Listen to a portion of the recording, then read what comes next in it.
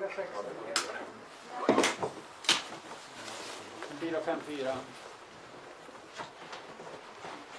Thank you.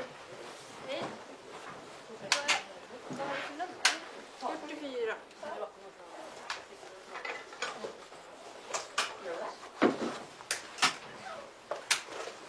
What's your number? 50. 50? Yeah. Ja. 91. Håller på att köra. Det är riktigt gott. 298. 492.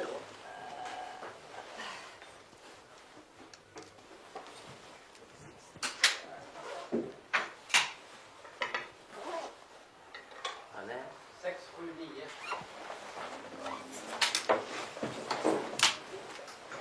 260. Tack. Tack. Thank you. Good luck. Thank you. 37.55. You are welcome.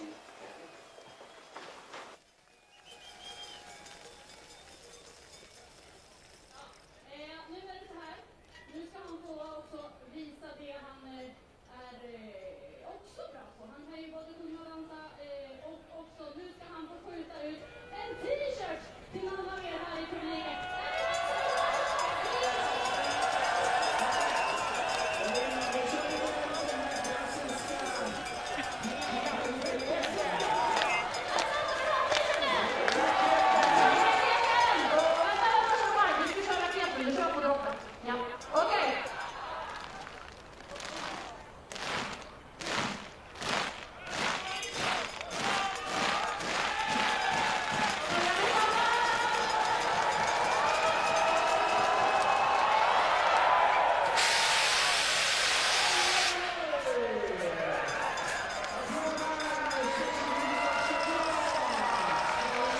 Welcome back to Ostersund, where the action keeps coming thick and fast in the first week of the BMW IBU World Cup season.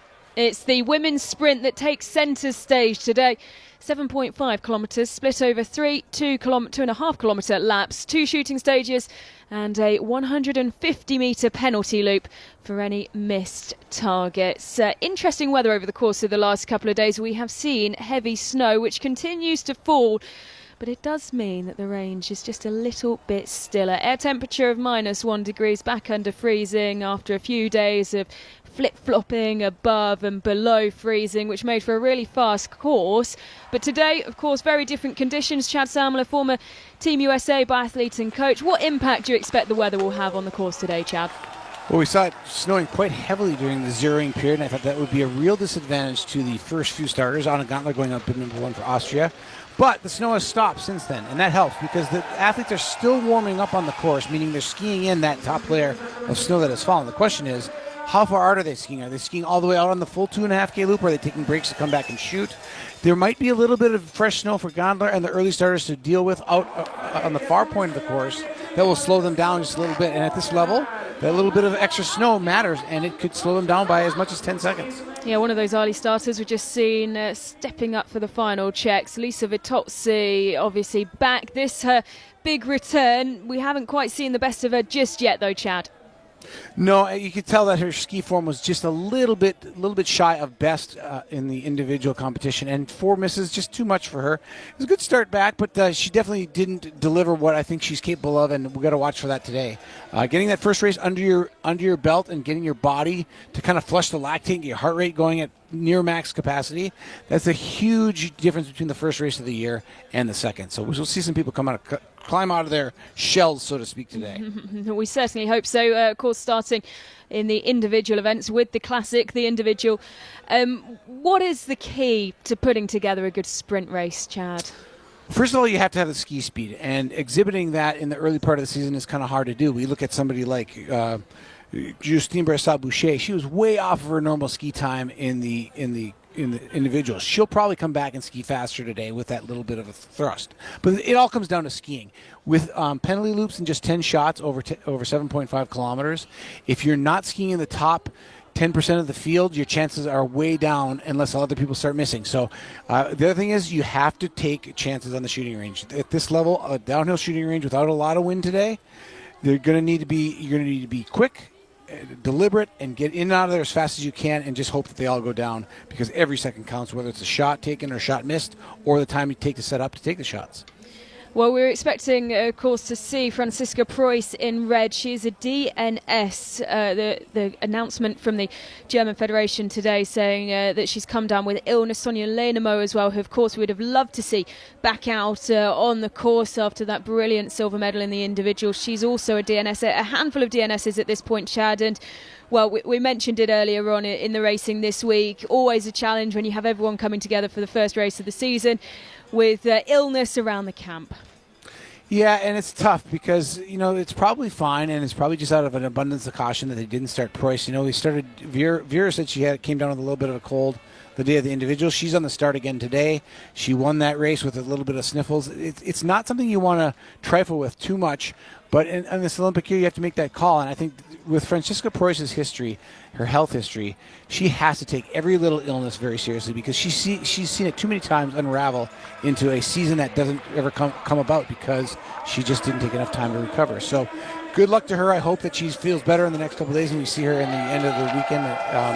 But it's a tough break for her, because she now has to wait until Hook Filton to race. No, absolutely, of course, with this providing qualification for the pursuit racing at the weekend. As we see one of the early starters as well, Camille Benet, third in the individual. What a start she's made to life on the World Cup. Chad, the IBU Cup winner from last season, really wanting to cement her place.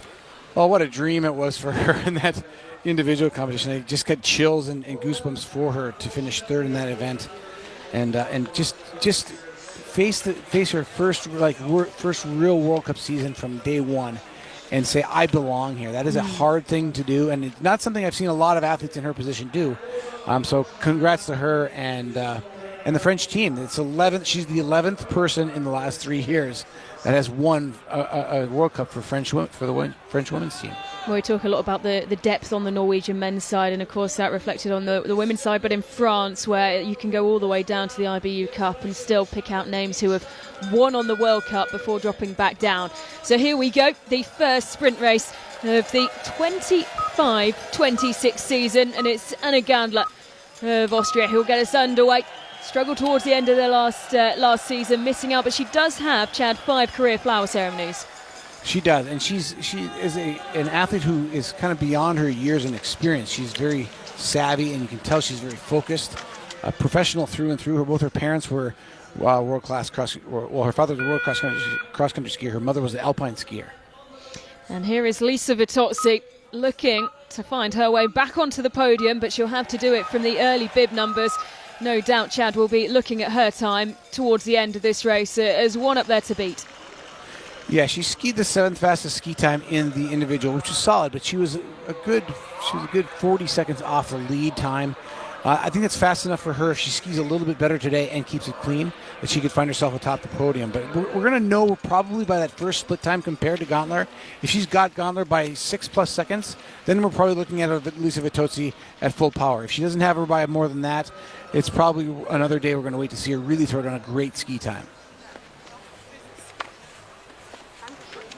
First time check will be at 1.3 kilometers, just to make you aware of how far into the race that time check is. It's a 2.5 kilometer loop done 3 times.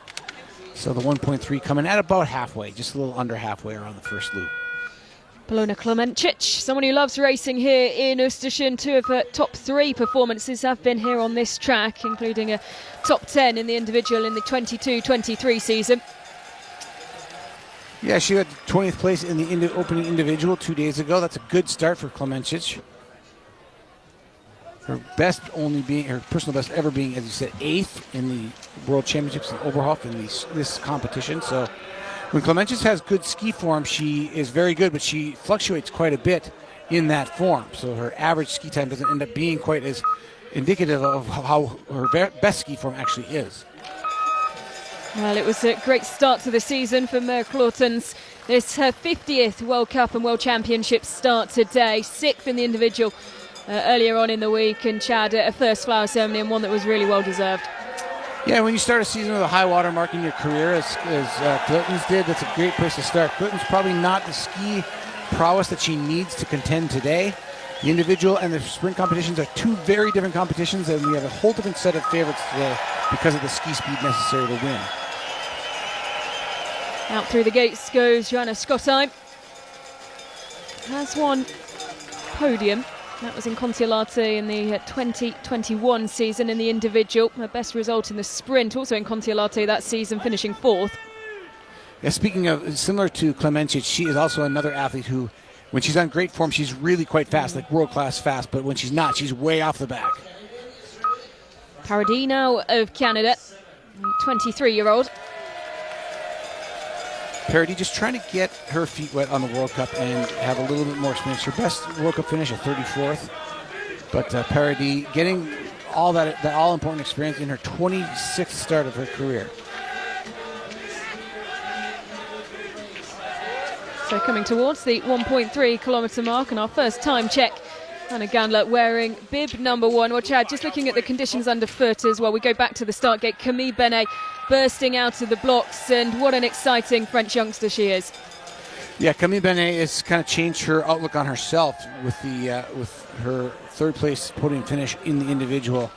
All of a sudden, she is a favorite, and she has to be considered one. And I said she needed to beat Gandler by more than 5 seconds to look like she's really on world-class form. I don't think Vitozzi is quite there yet. She's clearly competitive, unless she's taking it kind of easy right now. You can see, you're talking about the course conditions. You can see it's a little bit soft. There's not a lot of new snow that's fallen recently. It's been skied in for the most part, but it has created a soft top layer of a fresh powder that Vitozzi has to plow through. It's not as slow as I would have thought it would be if it kept snowing. So luckily for Vitozzi, it stopped snowing. Emma Kapustova of Slovakia up next to leave the blocks. The 22-year-old has a personal best of 25th on the World Cup. A couple of good results coming in the season before last. Yeah, she's an incredibly strong prone shooter. Starting the season off here early with 3 races under her belt and still 100% without a missed prone shot.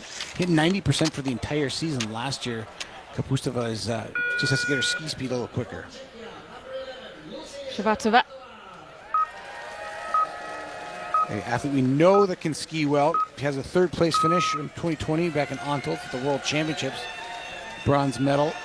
And she is always quick. She's always in the -2 to -3 category, so the front half of the field on ski speed, but it's her standing shooting has always let her down. She's never shot over 70% for a career average in a single season from the standing position, and last year it was even worse, 57%. So if she can hit some standing targets, she could find herself on the podium again. Slettermark of Greenland, and she started the season pretty well, in good form with her sibling in the single mixed relay, finishing 16th. Chad, what are their expectations, the Slettermark siblings, coming into this season? I think they just want to be competitive and feel like they belong in the World Cup. They do quite well. Their parents were both biathletes as well. They competed in my era in the late 1990s. Their husband and wife duo, and their children have taken on in their footsteps. And it's cool to see that. They're a great story for the sport. There's not a lot of sports out there that have Greenland competitors competing week in and week out. So plus 9.1 seconds behind the time of Lisa Vitozzi. Joanna Skottheim through the first time check. Yeah, I would say that this confirms that Vitozzi is probably a little off her top speed. She's got Skottheim by 9.1 seconds, and Skottheim has sat out because she's reportedly not been completely healthy since Idre Fjell either, the opening Swedish Cup races that picked the team to come here. So Skottheim, little pedestrian start, 9.1 seconds back to Vitozzi, but here's Gandler now. The first shooter into the range, kind of the canary in the coal mine. And looking at the wind flags, this is what we want to see, is that shot. And when Gandler comes in, they're the calmest we've seen the wind flags all week. Janina Hettich-Volz next starts her race for the World Cup after the birth of her first child. 15.1 of the first shot is a good fast time to start. You can see the difference in the aggression that Gondler is shooting with in his sprint. She takes a little bit longer in the last one, but just 3/10 longer than their average time. And that's a good shooting time, 28.8. Aggressive, clean. That is how you have to race a sprint race in biathlon. And coming through, bib number 1, she will set the time to beat out to the first visit to the shooting range. It's a penalty loop to start with for Lisa Vitozzi. Came in with 6.2 seconds in hand and is going to give away about 20 of it. And she'll come out of the penalty loop probably in about 15 to 20 seconds back of Gondler. In the loop she goes. Gondler's time at shooting 1, 7:30.6.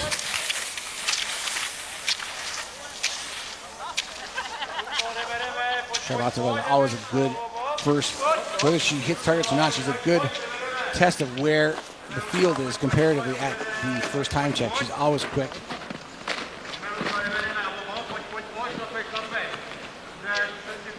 When she supplants Lisa Vitozzi, she won't at the 1.3 kilometre mark. She'll drop down into third. So I'd say looking at the top 3 at this point, Gondler is the one that's the outlier on the skiing area. She's looking very good on the skis by comparison to what I would have expected her to be. I expected her to be 5-6 seconds back of Vitozzi, and she's 3.5 back and leading after shooting 1 by 16.9 with clean shooting to Vitozzi's 1 miss. So consider a penalty loop's about 23 seconds on a daily day, maybe up to 24 with the new snow. Vitozzi out skiing Gondler by just a bit, but not impressively so. Coming into shooting 1, 7.7 seconds down is Maya Clautens. And that's the time of Gondler that she's chasing. But Gondler, good start for her. But he's taking a little more time per shot. You see, there's quite a distinct difference between a 2-second cadence and a 3 to 3.5 second cadence. You can feel it, but very safe shooting by Maya Clautens. But I would argue she's got to learn how to shoot faster than that to be competitive in the sprint competition with the ski speed she carries. It's a good shooting, but maybe not quite sharp enough. And she'll go in to third. Exiting the range, 14 seconds behind the time of Gandler. Here's Joanna Scottheim. That sub 2.5 per shot. That is how you do it. That's great shooting by Scottheim. It's aggressive enough. Came in trailing by 8.4 seconds, but she's pretty quick on the range. Falls outside the time of Gandler, but she's going to move just behind Clement, just in ahead of Clautens. So into third she goes. 7.5 seconds behind the time of Anna Gandler. With number 1 yet to be beaten. And if you just take the shooting, and we just saw Scottheim shoot, and we saw Gandler shoot a few minutes ago. Gandler was just a little bit more aggressive, and that adds up. 7.5 seconds the gap between the two, the Swede and the Austrian, and most of that comes with how aggressively you approach the shooting. So eyes on Camille Benet, the 25-year-old, stepping up in spectacular fashion. Can she keep the ball rolling? Already down on time to Gandler, so maybe feeling a little bit of the individual effort heavy in her legs. She's going to fall outside the time of Gandler, even if she's clean. Time of Gandler coming up in 2 seconds. That'll come and go. Well, that is very quick and very clean shooting. And she was about as aggressive as Gandler, and she's going to get paid back by taking a few seconds off. She's going to come in about the same time. So into fifth, Camille Benet goes. She needs to do some work on the skis, but she's made a very good start. Volfa of Latvia now, 4 for 4, and that's 5. That's a good time coming in, just plus 9.5 seconds for Volfa. Her best finish ever is 28th in a World Cup competition, so she's going to actually be kind of in the mix here with Clautens, who is 6th in the opening World Cup individual. That's a good start for Volfa. So Lucy Srivatova coming into shooting 1, second fastest coming in, but crucially faster than Anna Gandler. So if she can stay clean here and shoot quick, we could have a new leader coming out of shooting 1. 75% average last season in the prone, and it's solid. Could be a new leader here. Well, it looks very likely. She's back up to her skis. 10 seconds to get to the line, and well, that should be more than comfortable. But she's got to get past the penalty loop exit. That's the thing. It's a little bit deceiving because the time check happens sooner. Oh, but she still leads, 1.2 seconds. Yeah, I was going to say, Ellen, we were used to seeing last week the time check is much closer to the exit of the range. You have to move it past the exit of the penalty loop. So a few more seconds. She still got there in time. Now into second out at the 1.3 kilometre mark goes Lehtinen of Finland, looking to carry on the good form of Finland this week. They've carried on just how well they finished at the end of last season. Jakiela now of Poland pushing out of the gate. Yeah, Lehtinen kind of making the case I made for Vitozzi not being enough faster than Gandler to be at the top level of the ski speed of this entire field once we get down into the Elvira Ubergs of the field. Vitozzi needed a bigger gap than that on Gandler, I thought, and Venla Lehtinen proves that point. She's just 0.8 back of Vitozzi, and you wouldn't expect that from Lehtinen. Mingas of Estonia. As Amy Baserga starts her race for Switzerland.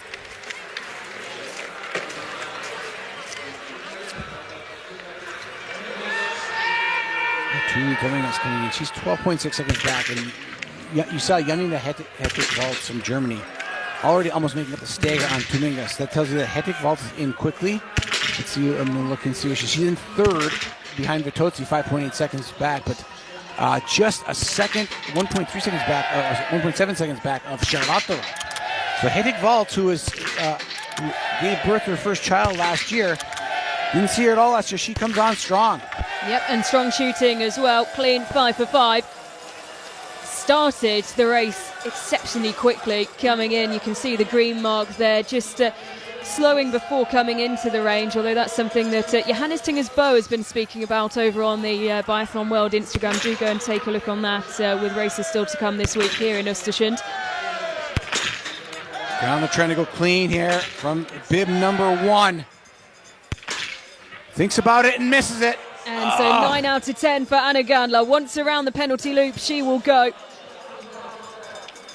And something that Gandler just can't give up that opportunity. She has a best finish of 5th. She's not going to be 5th with 9 for 10. And it's 2 misses now for Lisa Vitozzi, so at best it will be 8 out of 10. Closes those last 4 very quickly though after that first miss, and that's just a little lack of focus preparing for that first shot.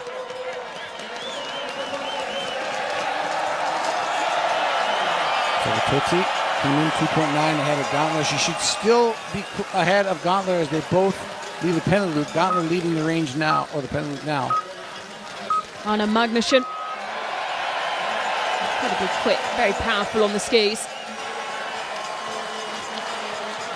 Magnusson is kind of one of those athletes, bib 32, that is kind of your middle of the road person who can make it to the podium. She's got 1 win, 1 second place. She's got a trio of podium finishes, but she's just consistent. Mid-80s shooting and a -2 ski time. It's kind of like the middle of the road of a biathlete. You can go up and be on the podium or finish mid-pack. Then Lehtinen of Finland for shooting 1. Klemenčić with 2 misses now in shooting 2. Lehtinen, nice cadence between 2.5 and 3 seconds per shot. Great start for Finland. Finland has got the bug right now. They are in great form. They have all the confidence in the world. That was world-class shooting by Venla Lehtinen. Not too shaky, not too scary, but also quick enough to be competitive. And she's going to challenge the time of the leader. Yep, and she will go into the lead. Venla Lehtinen, 0.7 the second ahead of Shivatova. Just watching Lehtinen ski and shoot this, she looks like a different athlete than she did 2 seasons ago. She is quick, her kicks are powerful, she's gliding very well, and the shooting confidence is just stellar. It's undeniable. And a Scott time now. Chasing the time of Vitozzi, who was taking the lead from Gandler by 6.8 seconds after the second shooting. 2 misses now.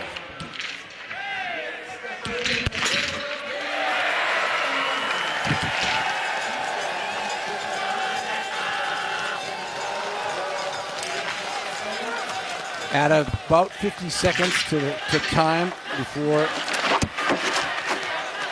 the Swedish athlete leaves the penalty loop. But here's a good start by Vanessa Voigt. She's not a ski speed.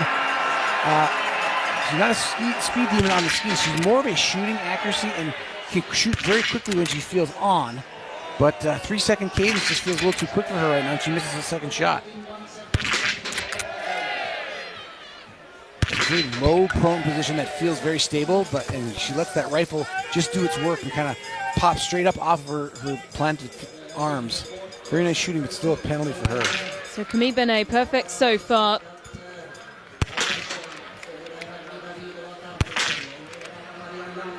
Just trying to keep it together. Do it on the shooting range.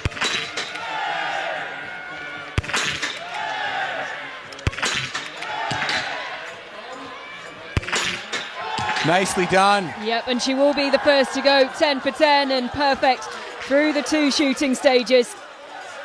And will, of course, with that take the lead as we look back to Bartoszka Fialkova dropping down into the prone position, starting well. Keep your eyes on the time of Camille Benet, and she will come out with a lead of around 10 seconds, 9.5.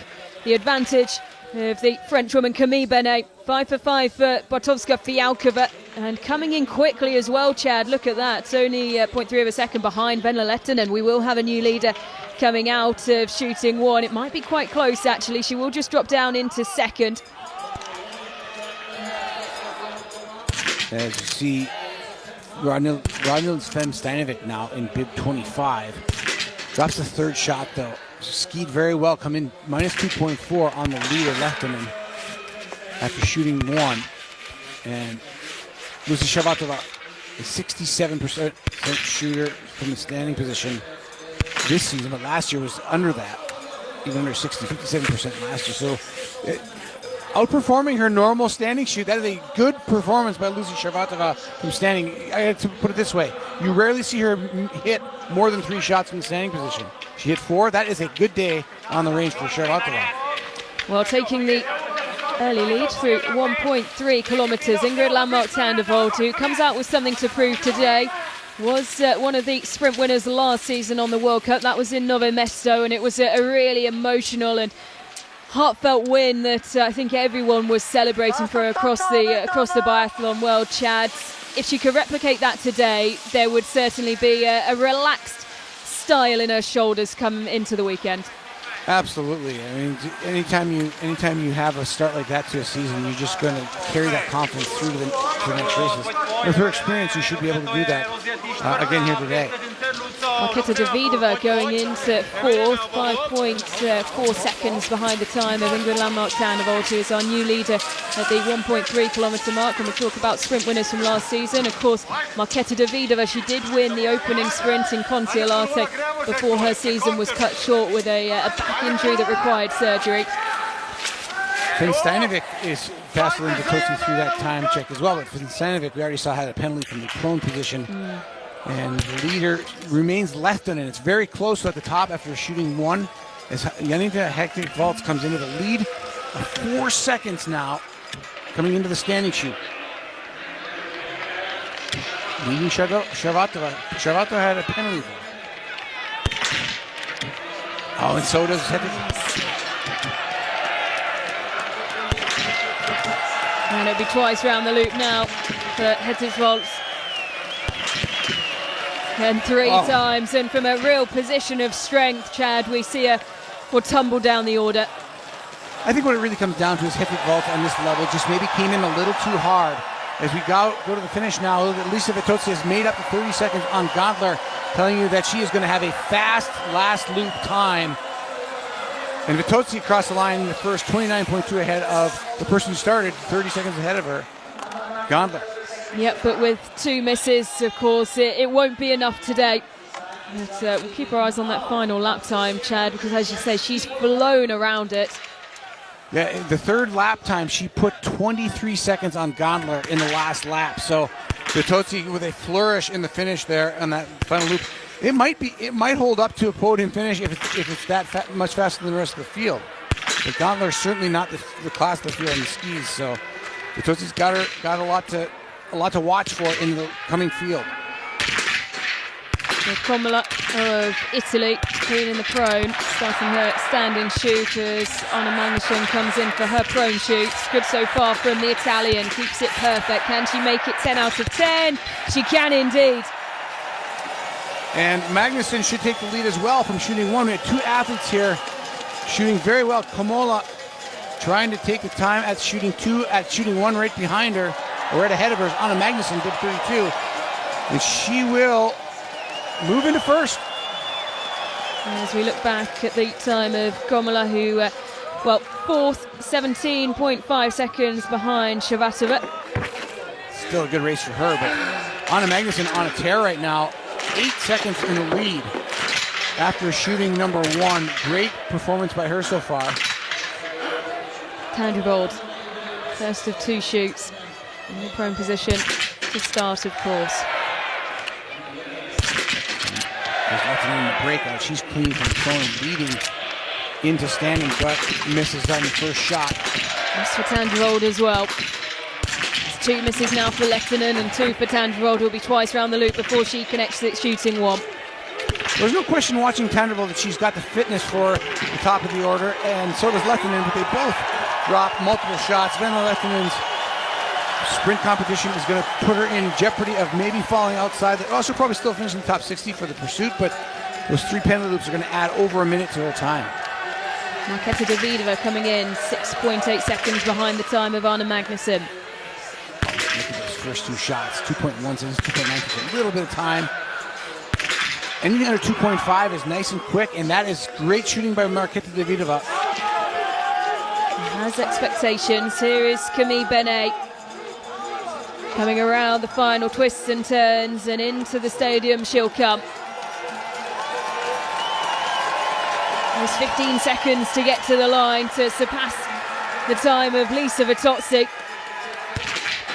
She'll have to push everything, and there is a chance that she might not get here in the lead. It will be quite close, and it will just be 1.67 seconds ahead of the time of Lisa Vitozzi as Ella Halverson goes clean through the first shoot. Halverson came in 8.5 seconds back, going to leave just about a little quicker than that. Oh, there she's 8. Let's see where she's at. 6.6 seconds back. It's a good start. She's in the fight with Davidova and Magnusson at this point. Still faster skiers to come through the field. This is one of them. Fastest skier, mostly day in and day out. Anna Maria Lampic starts with a hit. She shot great in the individual and prone, but now drops 2 in the sprint. This is the event that she really needs to hit those targets because she can win these events with even a miss. I stood on the podium in Le Grand Bonnard. Returned to the podium in a 4 shooting stage race later on in the season. Here's Dorothea Viera, who for the 40th time comes through the start gates wearing the yellow bib. It's been a long old wait for her, but back in yellow. And to watch Saratova come around the final couple of bends. Challenging the time of Benet. Benet was psyched, even though she got beaten in the end by Vitozzi. She knows Vitozzi is one of the best in the world, or she's 1.6 ahead of her. Just any amount ahead of Vitozzi is great, even though she has 2 more misses. Shvatova trying for the line. And will she get there? She doesn't. In the end, she goes into second for now. 0.7 of a second behind Camille Benet, with, of course, that penalty loop next to her name as well. In fast conditions on courses like this, the time gaps are so tight by the finish. Just 1.6 seconds at the finish line separating Benet from Vitozzi. Benet, the only clean shooter in the finish so far. Shvatova with 9 for 10. Vitozzi 8 for 10. And Anna Magnusson leading after prone. A very strong ski performance through the first course time for Magnusson. She trailed Lampic by 10.3 seconds. The only person faster than Magnusson through course time number 1 is Tandrevold, 6 seconds faster. So Magnusson, the clean shooting and best skiing athlete so far through prone. Well, here are those are the intermediate splits at shooting 1. We only have 4 athletes who have shot clean coming out of shooting 2. This is solid for Lisa Hauser, 9.1 seconds back of Magnusson, but she's very quick on the range. One of the most efficient fast shooters out there. Probably not going to take the time of Magnus to even clean that. Meanwhile, in the breakout, Jakiela's going clean from bib 27 for Poland. She's going to hit 10 for 10. Well, perfect shooting day for Jakiela as we continue to watch Lisa Hauser, and she's gone 5 for 5.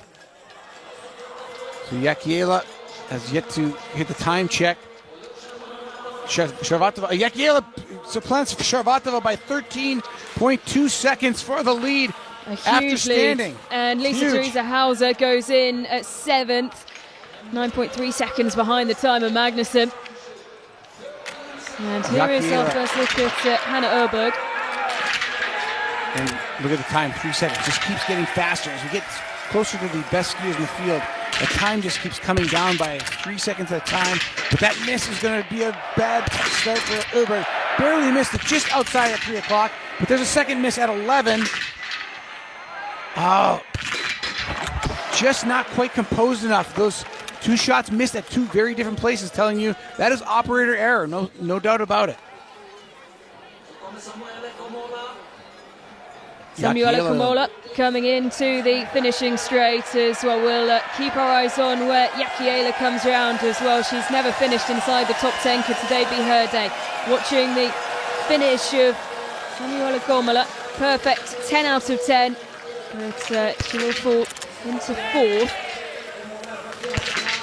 Good performance for Komola, though. Just a -1 skiers ranking. And Tannheimer, this is my dark horse. I thought that Tannheimer, she skied the 4th fastest time or 5th fastest time in the individual, but drops the target there. She's got to go clean, the young 20-year-old, if she wants to win.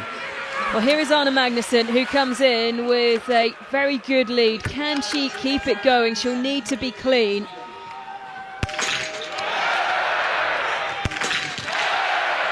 Great focus. Crowd's with her. Well, that is a superb performance from the Swede. 10 out of 10. The crowd love it. And we will have a new leader at shooting too. I love the way that Magnussen approached this race. She was fast to start out, but she felt like she was in control. Slowly turned the screws in lap number 2, but not so far that she couldn't handle the shooting. And now she's leading by a full pendulum loop ahead of Jakiela. Well, Lotta Lee as well has crept through. And we saw her name flash up there. I'm sure we'll catch her at some point through the course. She's gone into 2nd, just ahead of Jakiela, who now sits in 3rd. But we had a Belgian in the flower ceremony in the individual. Well, we have one on the podium today. Lotta Lee, 10 out of 10 and skiing well. Yeah, Lotta Lee is 23.3 seconds back. It's quite a ways back. It may not hang on for a podium in the end if Magnussen is the winner. But Magnussen just growing her lead throughout the course of the race, and Karolina Öfverstedt-Nutten comes in a little off the pace, 12.5 seconds, but that is still a possibility if she keeps shooting. If she can shoot quicker and keep the pace close, may have a shot at the podium here if she goes clean on the day, but clearly not quite at the ski speed of the top of the field. Just inside the top 10, 10 seconds behind the pace of the leader.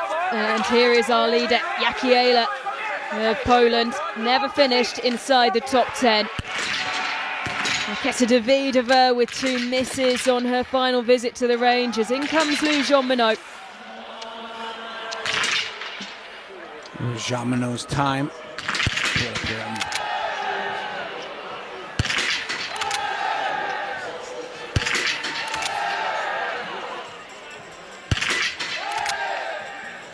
Jean-Monod came just 0.8 of a second down to Anna Magnussen. And will leave clean, but I don't think she's going to be the fastest time at the time check. Well, just outside the time of the Swede, but not by much. Now watching Ella Halvorsen as Lou Jean-Monod goes into 2nd, 4.4 seconds behind the time of Anna Magnussen. Another Swede looking to go 10 for 10, and does Ella Halvorsen. A punch of the fist from the coaching team, because that is a big result. Can Shiloh Chad find the time on the skis? Because she will fall quite significantly behind the time of Magnussen. Yeah, she's not quite equal to Magnussen on the skis, but she is equal on focus. You look at, if you take a picture of Ella Halvarsson and Anna Magnussen, the thing that stands out to me is they both had amazing laser focus, and that's why they're in the leader positions. But look at this for laser focus. Dorothea Vera just on the last drops it. She was going so fast and so well. Came in matching the time of Magnussen, but she will be once around the penalty loop after prone shooting. Just 1.6 seconds between the fourth and fifth shot, and that's probably why the miss. Anything under 2 seconds is a little bit, it's reactive shooting, we'll call it, and if you're not on the target when you pull the trigger, you end up with a miss, and that's what happened to Dorothea Vera.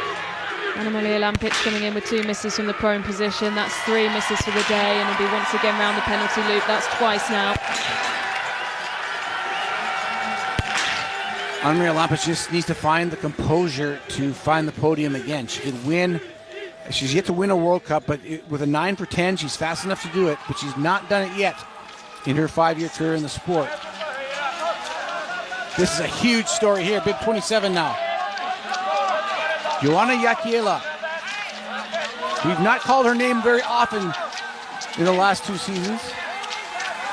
No, she's never finished on a flower ceremony. She's never finished in the top 10. Her best is from here, though, in Ostersund in the 23-24 season in the individual. This will be by some margin best performance in a sprint, you imagine, as she comes towards the line, and she will go into top spot. She'll go quicker than Camille Benet, but we'll be looking over her shoulder because Anna Magnussen is charging behind. So, regardless of what happens for Joanna Jääkielä, this is a massive day for her.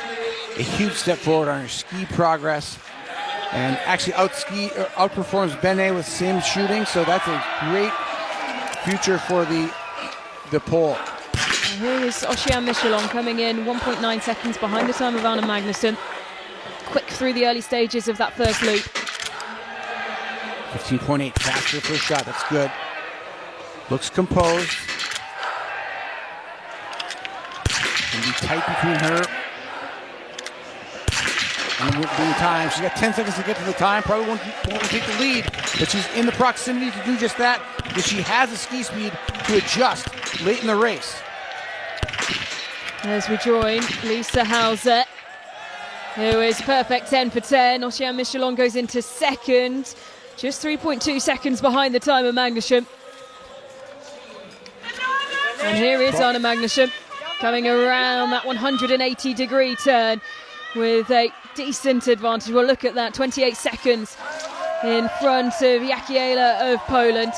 Well, she's been here before, she's done it before, Anna Magnussen, and this is by some margin her favourite discipline. Eyes on Lotte Lee, 10 out of 10, perfect. You can see her gasping for air as she comes towards the line. Lotte Lee, going to be a great performance for her regardless of where she ends up, but she drops into second spot at the finish line, 6.3 seconds shy of Jääkielä, and then Magnussen now charging to the finish as well, and she looks spectacular. She's put 5 seconds on Jääkielä, but she's put 7 seconds on her in the last time check. Well, this has been a perfect day, and she has been electric on the skis, perfect in the range. Anna Magnussen across the line, in first for now, 30.5 seconds her lead. Well, and the face paints a picture. And the challengers just keep coming. Here's the Olympic champion, Anastasia Kuzmina. She's won 10 sprints in her career, but she drops the shot from prone and falls outside the leading times. But the way I'm seeing Kuzmina come into shape, she might be a contender by the Olympic Games. Nina Glotian dropping the first shot. Getting fast around the early stages, coming in just 0.6 of a second, 0.6 of a second behind the time of Magnussen, but that one loop could be costly. A clean Selena Grotian. She's still young, she's got time to develop, but I think the Germans were expecting a little more from her. She was such a sensation as a junior, but struggling a little bit with the mental side of being a contender on the World Cup. It's not going to be her day-to-day. She skied competitively that first lap, but that one miss is just one too many for her. Here's somebody who's skiing very well. Anna Juppe from Austria. She was the 8th fastest ski time in the individual competition. So, not surprisingly, she's among the lead group, but she's not on the sharp end of the stick, kind of chasing the lead group by 15, 16 seconds. Oh, and a miss. Remember, we still have to see Suvi Minkinen through shooting one. Elvira Erberg, Justine Bressard-Boucher still yet to come through the prone shoot.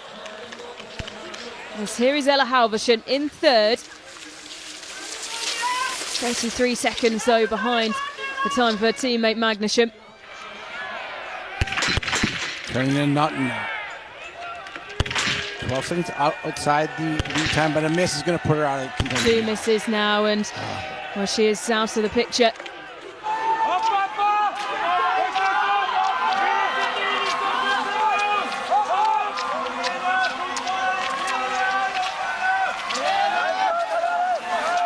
And even before the final turns, Ella Halvorsen doesn't have the pace on the skis to contend with Anna Magnussen today. Noah Magnussen has had a great last lap, and Lisa Vitozzi really picked up her ski speed over the course of the second half of the race as well. She's still faster than Magnussen on the course, the fastest course time, but 2 penalties puts her off the podium. Here is Lou Jean-Minot as Ella Halvorsen comes across the line in third. A miss for Lou Jean-Minot. Jean-Minot, I don't think, had enough time coming in to handle that, to have a miss and be competitive. She's clean from the prone, but is going to fall well outside the time. I don't think we'll see Jean-Minot anywhere near the podium unless she can magically find a lot more speed. She's not carrying enough into this competition to even lead ahead of Magnussen had she shot clean. So Jean-Minot, almost a collision collides. almost. Had to throw the brakes on there to avoid hitting the deck as she went into the 150-metre penalty loop. Here's Elvira Erberg. 2.6 seconds behind the time of Minkinen, our new leader at shooting one. We missed Minkinen, and she was on our short list, both of ours, to be a winner today. She's never won. A miss for Elvira Erberg. Elvira giving Minkinen just a little more hope.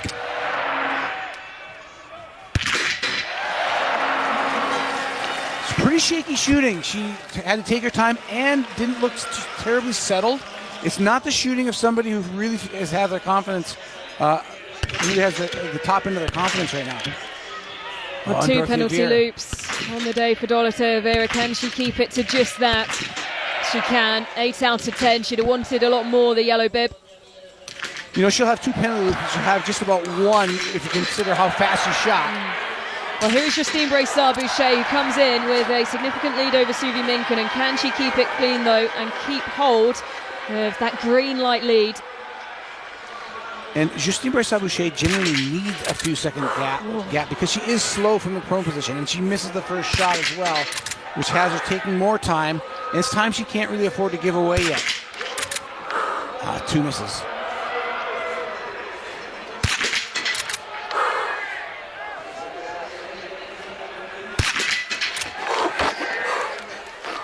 Looking for that elusive Justine Bressard-Boucher, who won almost like she wasn't awake during the victory in the Olympic mass start in Beijing. She is not that athlete yet, but she will turn on at some point in the season. Yep, she did it to take gold in Lenzerheide at the World Championships in the sprint. Was able to turn it on then.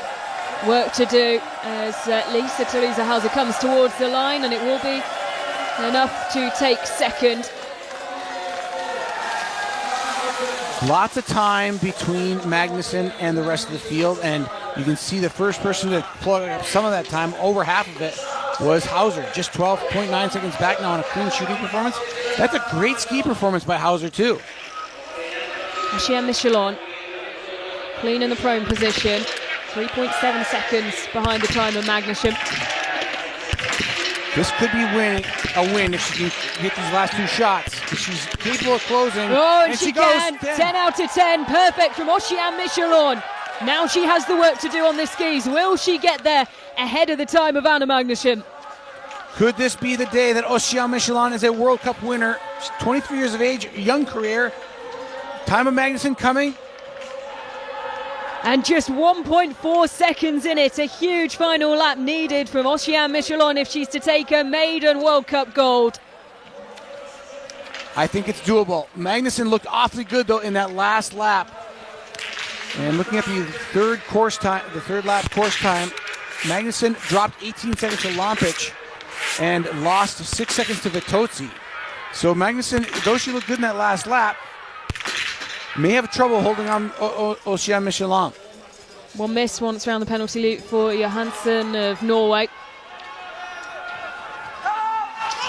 As Julia Tannheimer down this final descent into the stadium.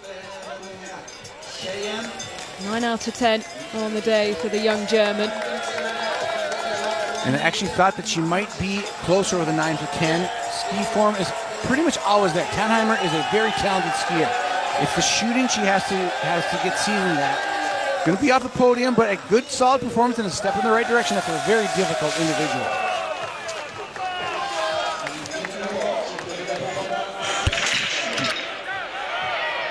The blue bib, Malin Chikada, has one miss in the prone position.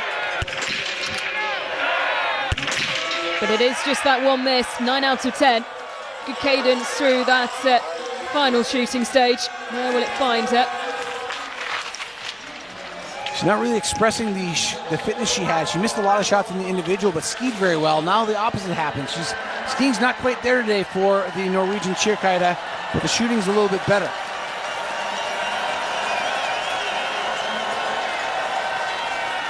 It's just the way it goes in a season. Some days you have it, and some days you don't. One thing will go well, one thing won't, and Chikada is still pretty young. A lot of experience still to build. Inka Hämäläinen. Look at this. Oh, this is a very good performance. Something in the water in Finland because they are on fire. Perfect shooting. And just 40 seconds behind the time of Anna Magnusson, leaving her in 7th for now, so just outside the flower ceremony. But Chad, that is an excellent performance, and these good performances just keep coming for the Finns as Selina Glottian drops another, this time in the standing position. You can see at 23 seconds back, Glottian would be in it among the leaders if she was clean on the day. But Inka Hämäläinen, just another one of the Finns showing a huge step forward. Her best finish prior to today in World Cup competition is 30th. And she finds herself in the finish area in the top 10 and 7th. Yeah, well, just that's at 30th place. Did come, it equalled her best from Oberhof last year in the sprint, but she equalled that in the individual earlier on in this week. So she comes into this in very good form, as do a lot of the Finnish women, it's fair to say. And we're still waiting to get a glimpse at Suvi Minkkinen, who I believe we are just seeing come in. So you can see her pull up on one of the far mats coming into shooting 2 in the lead. Top of the frame, we're going to see Jean Monod finish, though. I hope they pull a breakout shot of Minkkinen, the leader, into the shooting range. There she is, as on cue. Minkkinen for the win. Leads by 10 seconds coming in. She's 9 for 10. 10 for 10. 10 out of 10. Suvi Minkkinen, that is spectacular. Lou Jean Monod coming to the line, and we will take our attention very quickly from the Frenchwoman who crosses in 7th. Out to Suvi Minkkinen, who has quietly gone about her business today and done it incredibly well. Perfect through the range. Now, just what will her advantage be? I think it will be around the 14-second mark, 14.2, the advantage over Anna Magnusson. And will this be a victory for Suvi Minkkinen? She's skiing even better than she was last year. Technically, she's precise. She's got nice power coming from her legs. She doesn't look tired at all. Minkkinen has made hay from her breakout season last year to now be in the lead by a commanding 14.2 seconds, clean on the day. That looks like a possible victory to me. I don't know who's going to challenge her from behind her in the start order at this point. Maybe Elvira Öberg, but both she and Bryce Labouche have misses. So I think Minkkinen may be looking at her first career victory today. Well, this is her event, isn't it? 3 podiums, and they've all come in the sprint, including that bronze medal at Lenzerheide. Dorothea Vera, the yellow bib, comes towards the line. 2 misses, couldn't replicate that excellent performance in the individual, but Dorothea Vera, Chad, well and truly back, you have to say. Absolutely, the skiing is there. The shooting today was quick, but it wasn't very composed. I think Dorothea Vera took a few chances and didn't look like her at her best. When she hits her best, she's among the leaders in today's competition. Well, the time of Suvi Minkkinen has come and gone for Elvira Öberg.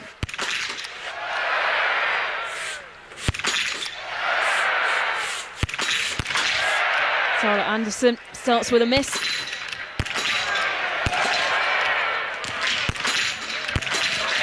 And a good recovery from Elvira Öberg, 9 out of 10.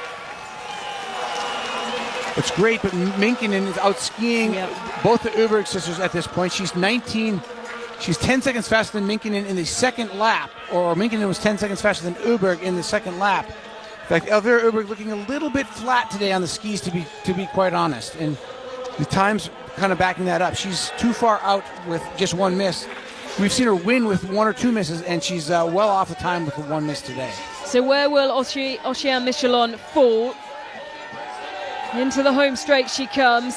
She won't get there. The time of Arne Magnusson will pass. In fact, she's lost time at every time check in the soft loop. Just didn't have it, and you can see the way her shoulders drop there as she looks to see her name below that of Arne Magnusson. Second for now with Suvi Minkinen on the charge. It may still be enough for a medal today from Ocean Michelon. The French like to say when you're in top fitness, you have to have le pêche, the peach. And she doesn't quite have le pêche yet, but she's close. Michelon almost getting the win, 4.2 seconds in second place. Anna Ondexer now with a charge from late in the field. Bib 84, not going to probably challenge for the lead, with 14 seconds to get these down if she cleans them, but maybe in the top 10 for the Austrians. The Austrians having a good day today. Yeah, and there's the miss, which we'll see her once around the penalty loop, now twice, so an extra 300 metres added to her race. As we're back with Suvi Minkinen, 20.1 seconds, her lead now over Arne Magnusson. Chad, it's growing and it's growing. Yeah, she was 14 ahead at the end of the shooting stage, has grown that by 6 seconds to 20.1. This is all in favor of the Finn. And remember, there's a pursuit competition coming up on Sunday, and every second she can get on Magnusson grows her chances at winning the pursuit as well. She's about a penalty loop ahead of her already at 20.1 seconds back. I'd say the penalty loop today is probably 23, maybe 24 seconds. Malin Chikayda, the blue bib, 9 out of 10 in the range today. And won't find herself on the podium, 5th as she comes across the line, 32.9 seconds behind the time of Arne Magnusson.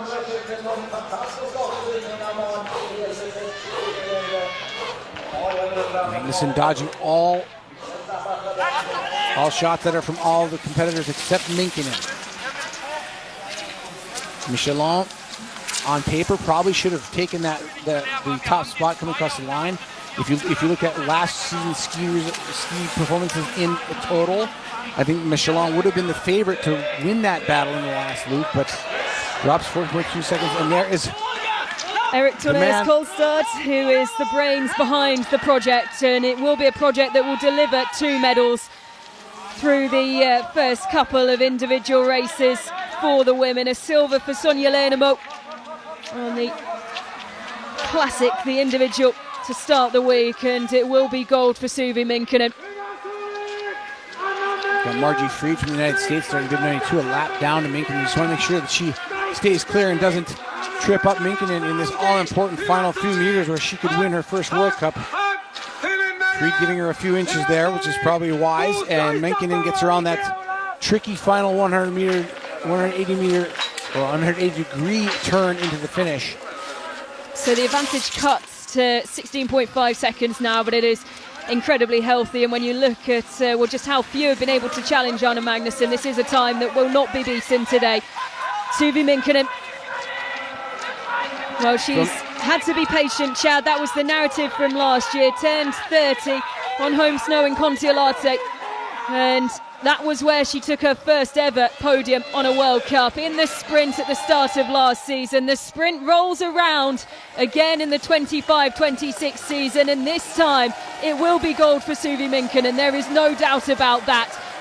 An absolute sublime performance, perfect in the range and exceptional on the skis as she almost loses her footing. That's how much she's put into this. 16 seconds, the lead of Suvi Minkinen, who will take gold here in Ostersund.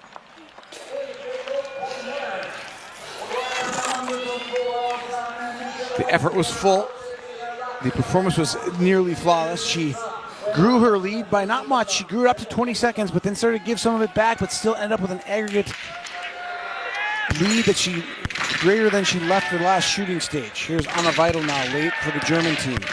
Not going to be among the leaders and drops a shot there, but Weidel maybe a top 20 finish here.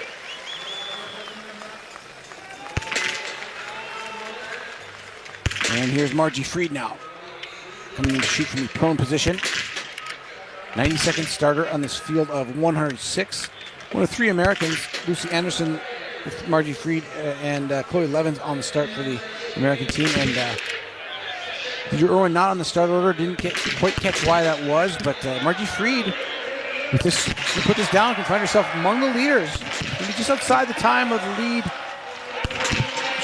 leading leader after one shooting stage, which was actually Minkin in the leader at the clubhouse. And how far back will she be? This is a solid start for Margie Fried if she can keep it clean on the shooting range. Comes in the top 20 at the first time check. It's great performance from Margie Fried. Well, she'll have one more visit to the range. Here's Elvira Erberg. Couldn't find that zip on the skis that we so often see from her, and one penalty loop was far too costly today. Over the line in 5th, 44.5 seconds behind the time of Suvi Minkinen. Well, Chad, we've spoken about the effort put in by Minkinen herself. Of course, it takes a village, and the skis this week have been exceptional. They've been so quick from the Finns. Absolutely, they're doing a great job, and when everybody's doing well, you can tell the skis are probably good. Another thing to point out here, Sarah Anderson comes to the finish line. She's shooting for a top 10 finish here for Sweden. But the late starting Americans, Fried and Anderson, Lucy Anderson starting bib 98, is in second place at the 1.3 kilometer mark. 4 seconds back of Lompic, faster than the rest of the field. She's known to start fast and has only been biathlon for less than a year and a half, not even 2 full years. But Anderson at 2.1K for the United States in the top 3 early going before any shooting has happened. Anderson across the line, 1 or 2 back. It's a solid performance for her. Ockenthaler, well, Chad, we had her pinned down as someone who could throw down a late charge, but 2 misses. We'll see her topple down the order as you see the names go past, and she still has twice around the penalty loop to go. Still a solid performance. Look at them. I love the reaction of Minkinen. She's a very down-to-earth person, and she's been humbled by the sport, as all of us who have done it are at some point. You can't be cocky and be good at this sport. You have to be relatively humble, but she has earned her results in years. She's been doing it for over a decade, and look at the reaction from the coach.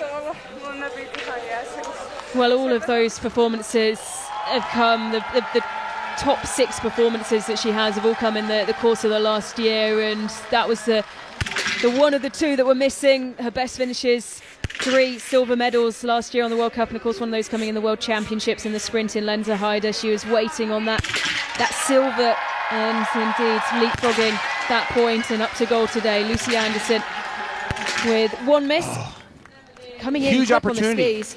Yeah, coming in the fastest of the field, 4.4 seconds off the lead. Hits 4 for 5. Now this is a good start for Lucy Anderson. She is a fast starter. She raced both cross country and biathlon World Cups last year. She was so fast for the United States that she went to the Larousse World Cup in FIS cross country skiing, finished 22nd in her first 10 kilometer freestyle. So this is no joke. The issue with Lucy Anderson is she spent very few hours on the shooting range, and to come out 4 for 5 and leave the shooting range somewhere near the top 20 would be a great start for her. But she gives away so much time on the shooting range that she was losing over a minute and a half to the bulk of the field in the shooting range last year. She's already cutting that down as we saw her shoot competitively in that prone position. And we'll keep an eye on Lucy Anderson as she leads the penalty loop. Margie Fried also having a great performance, sitting in 18th for the United States after shooting 1. She's out on loop 2. And eyes on Marit Øygaard of Norway. Clean shooting today. Well, her best finish coming into today was 65th, Chad. And that was in the individual here at the start of the week. Prior to that, it was 84th in the sprint in Hochfilzen. So a huge step up today for her as we watch Chloe Dupont, who drops down into the prone position. The British athlete, this is her first event week on the World Cup, had 3 starts at the World Championships in Lenzerheide, and this her debut week on the World Cup, and not a bad start so far. 4 out of 4. Can she make it clean in the prone? And she does. Yeah, and coming in 28 seconds back, that is solid for the British biathlete. Setting a very high standard for her countrymen. She would come out of the range in the top 50. That's a solid start for her. We'll keep our eyes on where she does come out of the range. 53rd, so it is close to that 60th place. Of course, one more shooting stage to go. Eyes on the top 60 to qualify for the pursuit at the weekend. But we look back at Suvi Minkkinen, Chad, where you can tell she gave it absolutely everything. Almost loses her footing, her rhythm there, but by that point she'd done more than enough. Absolutely. That is a sign. That is a performance of a veteran athlete who is just finding their top fitness late in their career. And you deserve every bit of that enjoyment you're having here, because you've worked hard to turn this Finnish women's biathlon team into something that is truly world class. The Finnish biathlon women's team has struggled in recent years. They had Kaisa Mäkäräinen, who was one of the best ever to do the sport in any country, and she retired, I believe it was 6 or 7 years ago now. She commentates for Finnish television and does work with the IBU. But Kaisa Mäkäräinen, the towering figure of women's biathlon in Finnish history, the only person to reach the highest level, and Minkkinen now has at least matched her with a victory in the World Cup for the Finnish women. That's huge. Well, the last Finnish win was indeed Mäkäräinen, as you mentioned, Chad, Oberhof on the 12th of January 2020. And of course, Suvi Minkkinen backing up that gold medal in the single mixed relay. That was in Oberhof with Tero Seppälä last season. So another gold medal, and this time one that's, one that she's been waiting for, one she's been working for, an individual, a solo gold medal coming in the sprint races where, well, she is just so formidable. And Chad, when you see a biathlete who has such passion for event and a discipline like Suvi Minkkinen can perform in the sprints, it really is a beautiful thing to see. Yeah, I think that the thing that's most impressive to me is how she took control of the race. So comfortably. She went out and just realized that she is now among the world's elite, and it's not a surprise. I mean, the first win is always a bit of a surprise, but I don't think either of us is surprised that after what we saw last year, that she'd come in and win the first sprint of the season. And she did it in fine form. Huge new personal best for Marit Øygaard. As you say, Chad, we go back to Margie Fried, who's clean so far. Can she find a little bit of magic? That's what Margie Fried's going to need here. She's been in the sport for, I think, 3 seasons now, if I'm not mistaken. But a 58% standing shooting average this last season. She's about even with that if she hits this next one at 60. You can see she still needs to take a little more time than most of the athletes to maintain composure. And she gets 9 for 10, giving away a lot of time on the range, but this is going to be maybe a new high water mark for her. She's been 32nd as her best finish, and Margie Fried, skiing well, can maybe get herself into the points again for the second time in her career. The top 40, of course, taking points, and we'll keep our eyes on where Margie Fried comes out. Would have been the right around top 20 had she hit that final shot, but this is a progress. This is a work in progress. The U.S. women's team getting some big boosts from cross-country skiers who have crossed over in recent years. Fried being one of them, as a NCAA standout at the University of Vermont, and then took up biathlon.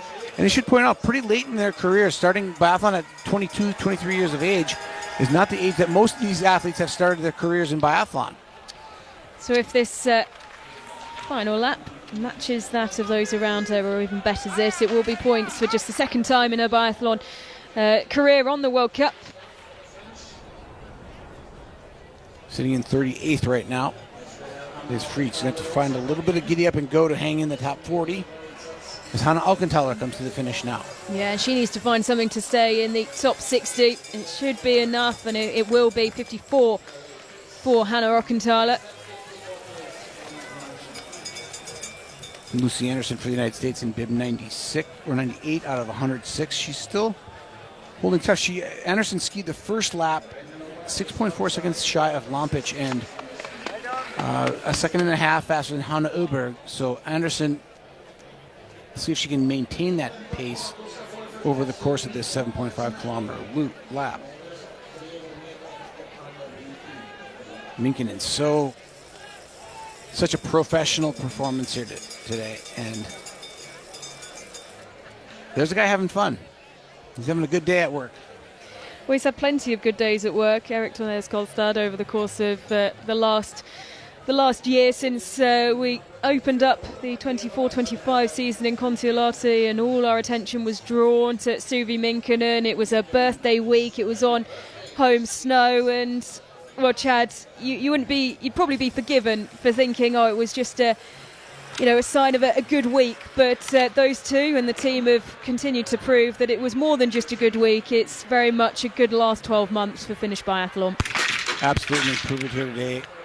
You see Lucy Anderson now has really put it out there. She's still 16th fastest course time in lap number 2, but you can see the cost of that lap time as she rapidly misses her first 2 shots. And this is where the gap to the top of the world needs to be built in an athlete like Lucy Anderson. She's just 24 years of age, but she misses 4 of the 5 shots, and that will put a nail in the coffin of her chance at a top 25, top 30 finish. But still a good effort. But you can see that this sport is not picked up very easily, and Lucy Anderson still just in her second year of the sport, giving it a good shot here. As we go back to Margie Fried, 9 out of 10. Great day in the range for the American. And what Lucy Anderson has to realize that Margie Fried has 3 years head start on her to get to this point, and Fried just starting to reach the range times that are adequate to be competitive in this World Cup field. And most Americans starting the sport much later than their counterparts in Europe. At the moment, you are placed 32. Come on, she's in 32nd spot, which is, I believe, her tied with her best career finish. Over the top, come on!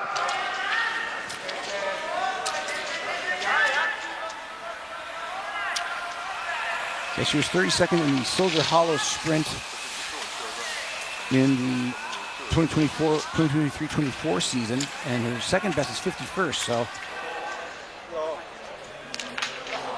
solid performance for her. Here's Canada's bib number 102, Shiloh Rousseau, into the final shooting, trailing by 59.1 seconds at the 4.6 kilometer mark, and 105 as she comes in for her final shooting stage.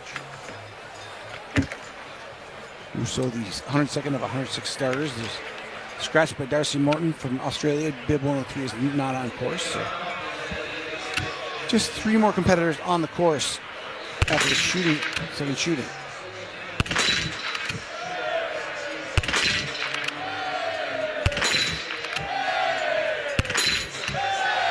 Oh, 9 out of 10. Perfect in the stand position, and that was a very composed shoot, Chad. Very composed. Shiloh Rousseau is a very solid shooter. She's world-class speed on the range and accuracy. And she'll be happy with that performance today. Going to come through the time check in the final shooting stage into 25th. 109 back. This is potentially a high water mark for Rousseau if she can keep the speed going for 2.5 more kilometers. By quite some margin. She started the season incredibly well. Her best going into this week was 70th, the sprint in Kontiolahti. 56th was where she finished in the individual. And now looking for a top 30 finish and points for the very first time as Margie Fried battling to try and replicate and better her high water mark. That's 32. She currently sits in 33, 96 seconds behind the pace of the leader. I had that wrong. She's actually in 49th place, is looking at the wrong split time. So Shiloh Rousseau just trying to get in the top 50 there. Sorry to lead you down an inaccurate rabbit hole. But 9 for 10, Margie Fried at 7.1 kilometers, sitting in 33rd.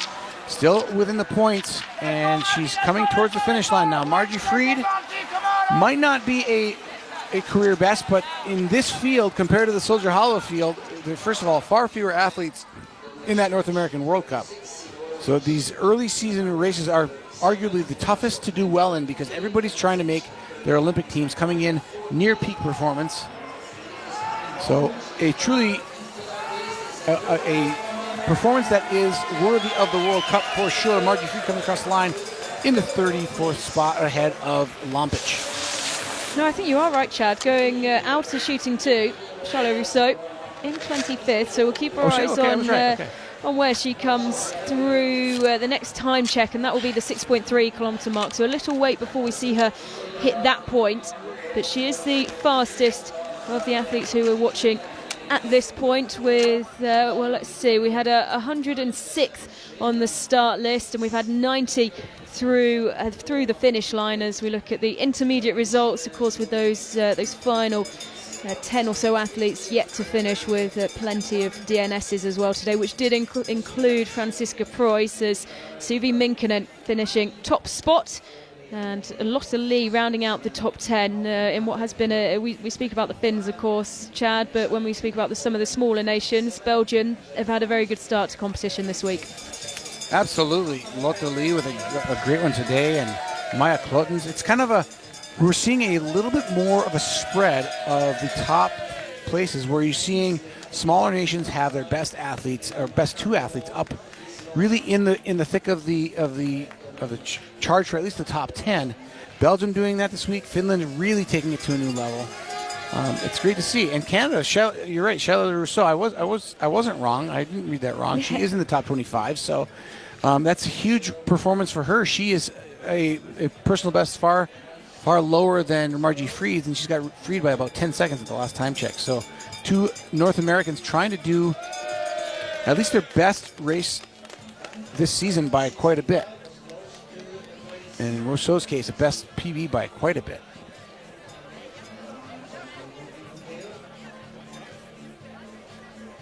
The computer on the commentator information system really projecting Rousseau currently at 7.1K. They're anticipating her to come in 28th spot, Freed holding down 34th at the finish,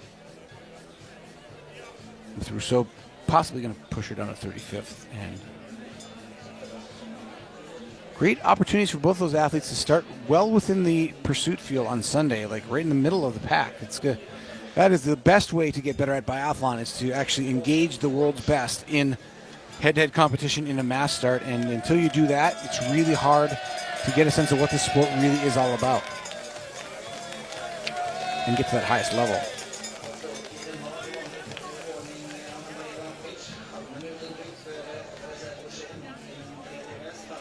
Well, we've seen a lot of Erik Tornius-Schulstad in the B-roll shots from the range, and with good reason. He has done a lot with his Finnish biathlon team and taken it. The Norwegian coach by nature, makes his home in Finland part of the year to lead this team to where they've come, and he has got to feel great right now. What do you want to see from Suvi Minkinen at the weekend, Chad? Finished 3rd in the sprint in Oslo, and then 8th in the pursuit a couple of days later. How do you want to see her race her game when it comes to 4 shooting stage races?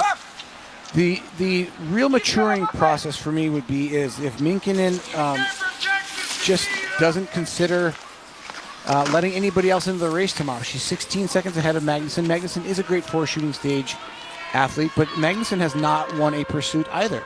Magnussen's best performance all of her best 3 races prior to today have been all in the sprint competition as well. So her closest competitor has the same issue, trying to get through a 4-stage win in first place. Minkinen, beyond the closest chaser in Magnussen, chasing from 3rd spot is Michelin. Michelin is not won a pursuit either. She's got a long way to anybody who has won a pursuit. It's 29 seconds to Hauser. And Elvira Uberg back at 44 seconds back. Uberg, she has to shoot 2 better than Uberg to hang on, and she outskied Elvira Uberg today. So Minkinen is in a really good place that if she can go even 19 for 20, she could still find herself in the podium and possibly win with a 20-second advantage at the start over the Swede, or 44-second advantage over Elvira Uberg. The best result in the pursuit, 6th flower ceremony finish in the World Championships in Lenzerheide, and well, it is great to go through Suvi Minkinen's results because it really does paint a brilliant picture of resilience over the years as Charlotte Rousseau comes towards the line. 9 out of 10 on the day, and finish inside or just outside the top 30, 31st, ahead of Vanessa Voigt, and a very good day all round for the Canadian, Chad. Great day, and she's going to remember this for the rest of her life, is the day that she kind of stepped into the world-class arena. Charlotte Rousseau has been at it for quite a few years. Here now is Chloe Dupont of the Great Britain team. She's doing well. Started incredibly well in the first visit to the range. Challenged in the second visit. This, of course, will take confidence from one clean shooting stage on the World Cup as we see her come towards the line. This still early days in her career, across the line in 97. Plenty to build on. You need to clean that first stage first before you clean the second, but Chloe Dupont shouldn't hang her head. She was skiing very well. Probably got a little too excited in that second lap, maybe pushed a little too hard. Similar to Lucy Anderson. Lucy Anderson missed 5 on the day, 4 from the standing, 1 from the prone. But Anderson should take some comfort that she was 17th in the ski time, skiing the front third of the pack, even with Marketa Davidova. If she just gives herself some time, she is going to be surprised. We will be calling Lucy Anderson's name in biathlon in a couple of years' time near the front of the field. I have no doubt about it. Charlotte Rousseau, a big step forward as well for North American teams.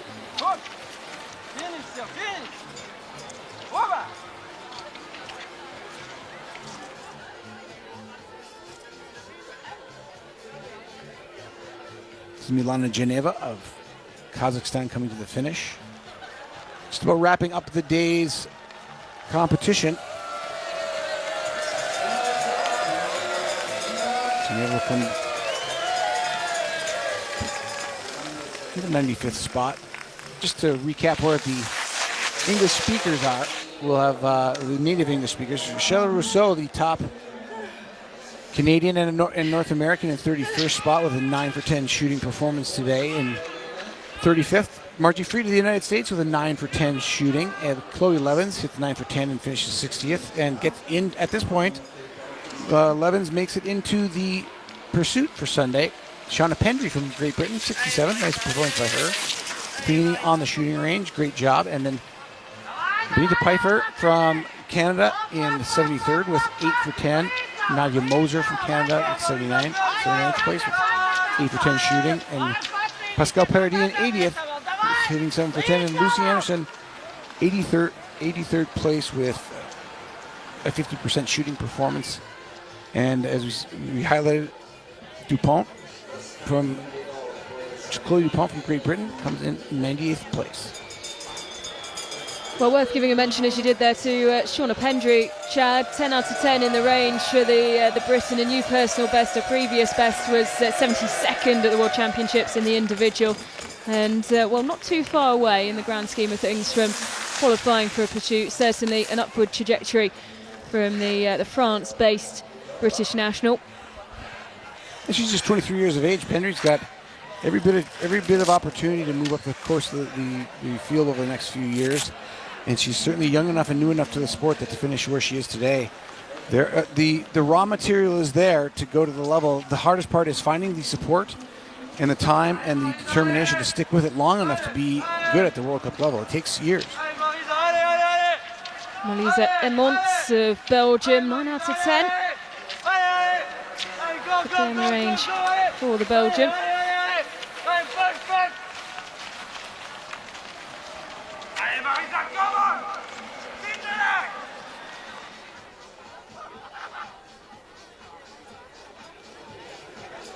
Imorgon är det alltså herrarna då som ska åka sin sprint och så att ni kommer tillbaka.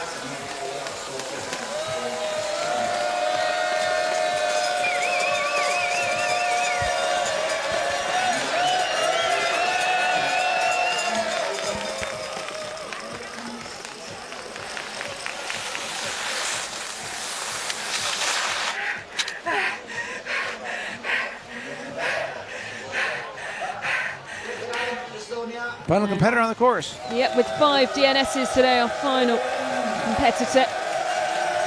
Once again of Estonia. And finish inside the top 199th today for the Estonian, 9 out of 10 in the range.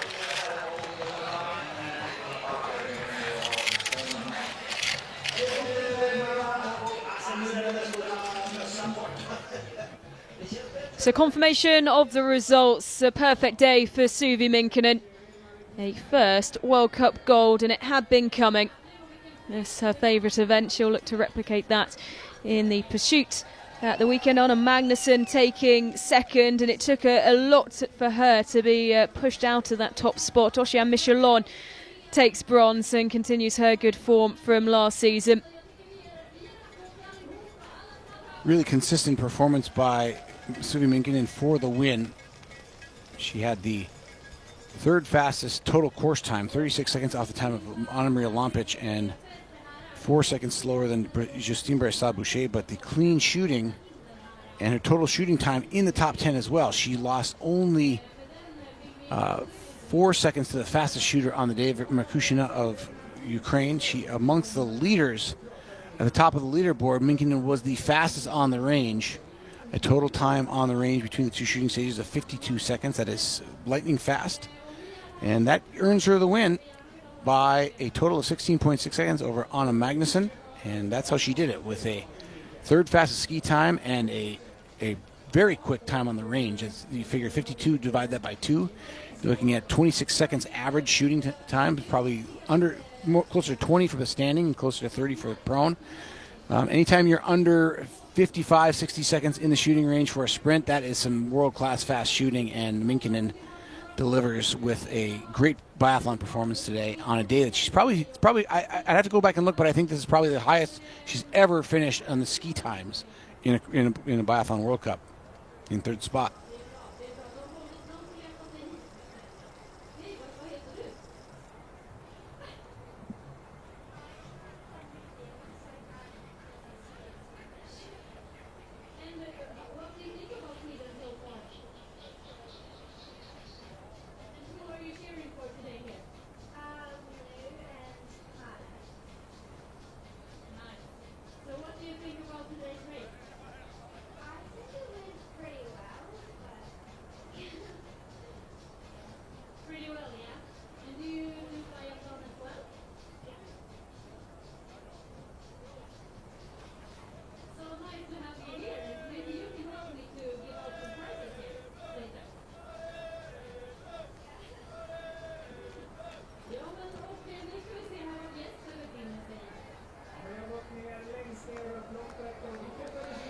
And so into the yellow bib goes Suvi Minkinen. 116 points, just 2 points ahead of Dorothea Vera, who will see the yellow bib lifted off her shoulders for the pursuit. Coming up this weekend, Anna Magnusson in third. Malin Chikaida keeps hold of the under-23 blue bib. Malin Chikaida, top 10. Anytime the blue bib is in the top 10 is a good sign for the future of the sport. Malin Chikaida is doing very well. But Inka Hämäläinen in second place for the blue bib. That was not expected. That is not an expected top 20 right there for the Finns.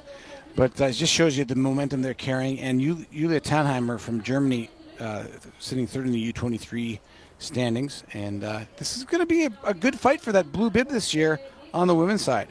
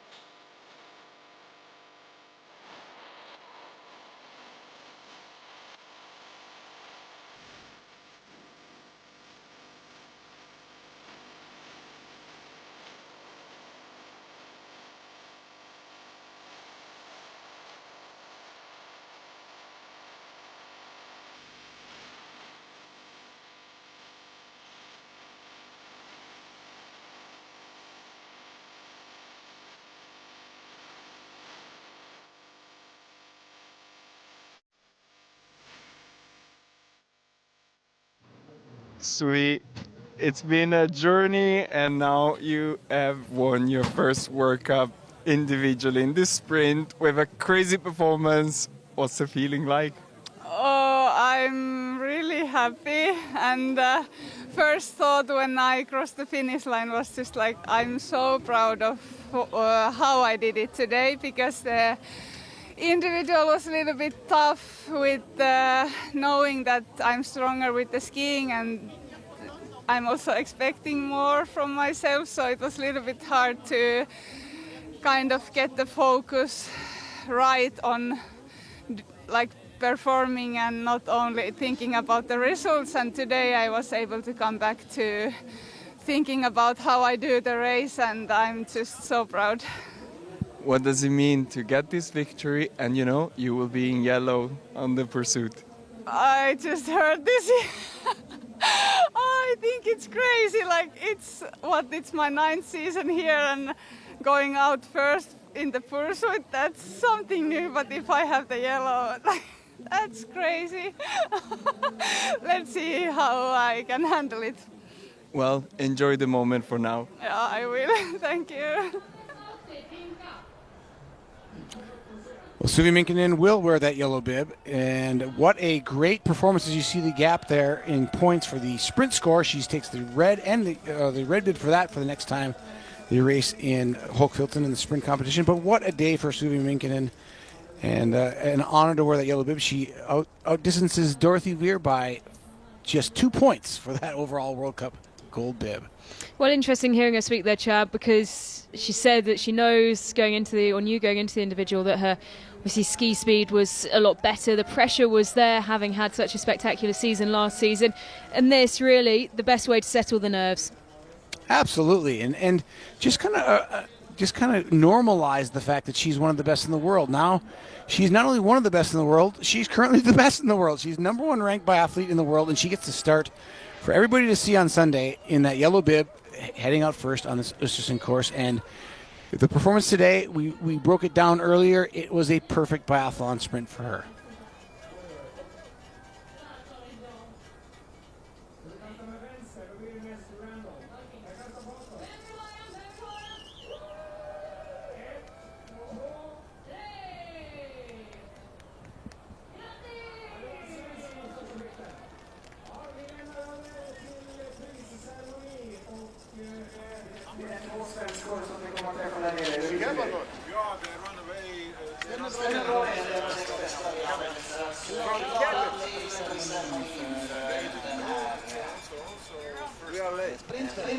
Vi ska få en inspelelse också, så hon ska få en extra applåd. Är det någon som vill ge en applåd till Magdalena Forsberg?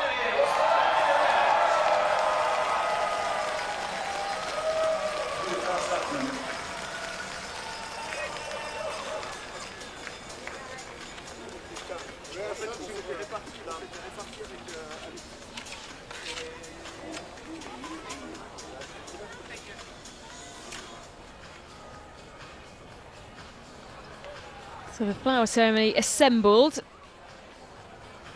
and of course the crowd, mostly covered in yellow and blue, will wait on to cheer the name of Anna Magnusson.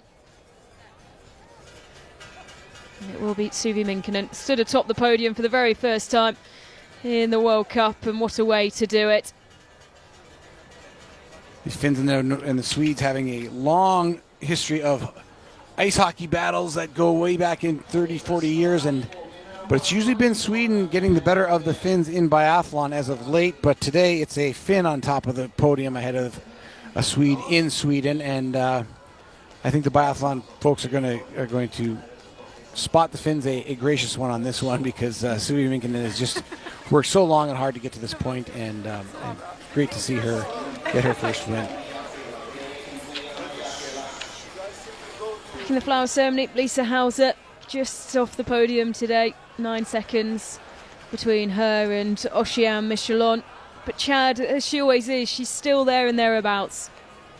Absolutely, and Elvira Uber just knows how to get there. She finds herself at the top of the order, or near the top of the order, almost every time she steps on the course, because She's just so strong. Like, even today, not a great ski performance by her, but it's good enough that with a penalty, she's still in 5th spot. And the gap between her best and worst races are really not that big. And certainly against the field, her poorer races are some of the best poor races of anybody in the field on skis. As for the very first time, Suvi Minkkinen leads the flower ceremony towards the podium.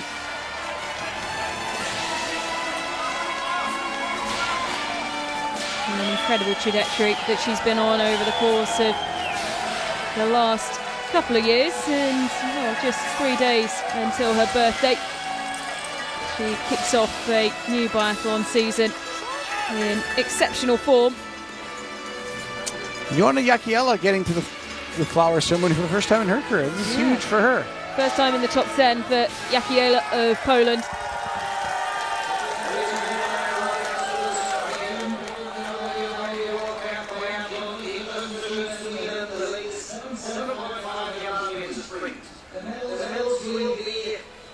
Good to see Magdalena Forsberg, one of the best biathletes, if not the best biathlete in history, the Swede.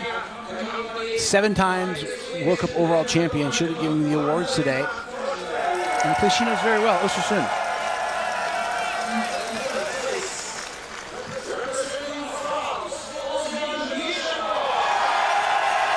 Well, back on the podium, Oceane Michelon picking up where she left off last season. A 3rd podium at World Cup or World Championships event, and of course has that silver medal from last year in Lenzerheide that she'll be desperate to try and replicate on the World Cup and of course at the Olympic Games this winter.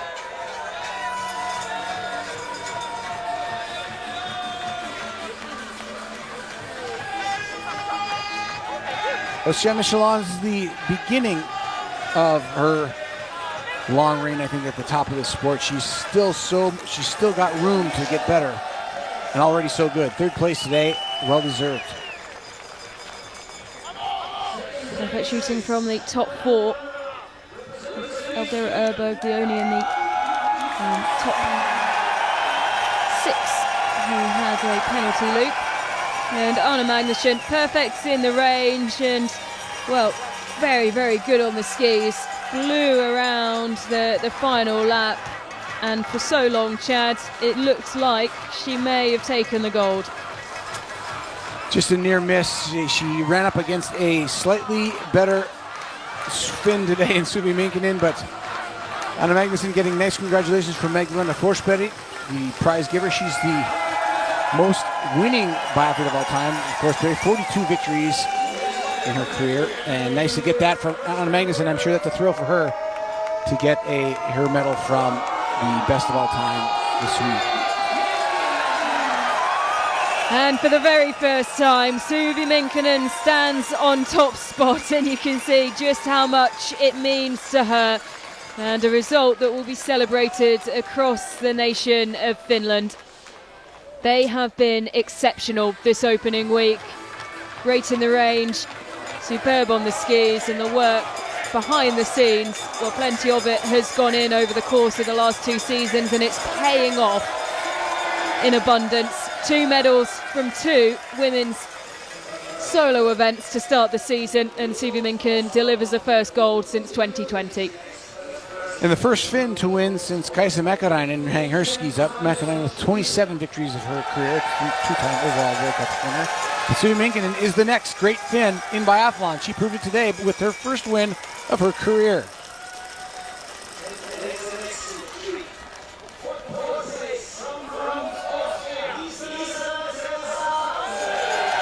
Lisa Hauser, always there and thereabouts, and this is a good start to the season for her. It's been a long time since she stood atop the podium, the 23-24 season, but she'll hope that she's creeping ever closer to a return to the podium.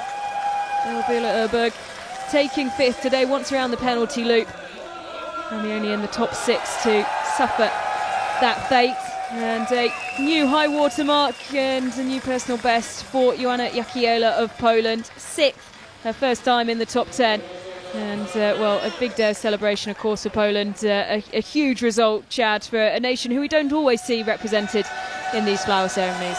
No, it's huge. They've had great, of course, the best cross-country skier in the world at one time, and they had a world champion in Thomas Sikora on the men's side. But a great performance for 6th place for the Poles today. That's again. And I believe, if I'm not mistaken, I'm just checking here, but I think the Minkinen's win today makes her the 5th Finn to win a Biathlon World Cup, following Katja Hollanti, Mari Eder, Kaisa Varis, and of course Kaisa Mäkäräinen. But and I think she's probably the second Finn to ever wear that. I'm almost 100% certain that she's the second Finn to ever wear the yellow bib behind Mäkäräinen. So a huge day for the Finns, for the Finnish skier Suvi Minkinen with the yellow bib and the win today. Yep, and she will put it on properly this weekend on Sunday, where they take on the 10-kilometre pursuit. Of course, we'll find out who is in the men's side of the pursuit with the sprint and the qualifying, of course, tomorrow. That is from 4:30 Central European time. And, well, after a brilliant day of action here in Ostersund, we start to draw to the close of the events. 3 more races to come, 2 more days of action. And we hope that you'll be able to join us once again here on Eurovision Sport from 4:30 tomorrow Central European time for the men's 10-kilometre sprint.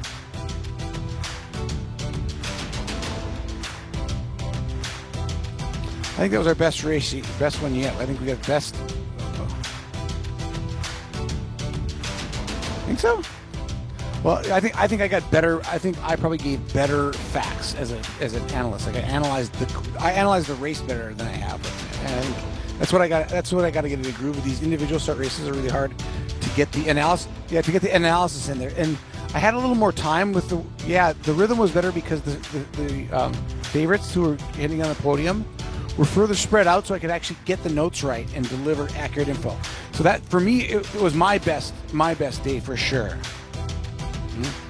Yeah, I don't care about your best day. No. All right. I'll see you going on. Okay. So we have Hochfilzen. I've got Hochfilzen all with Scott, right? I think that's right. Yeah. Oh, I'm gonna miss you. All right, well, have fun soccer. All right, have fun soccering. All right, see ya.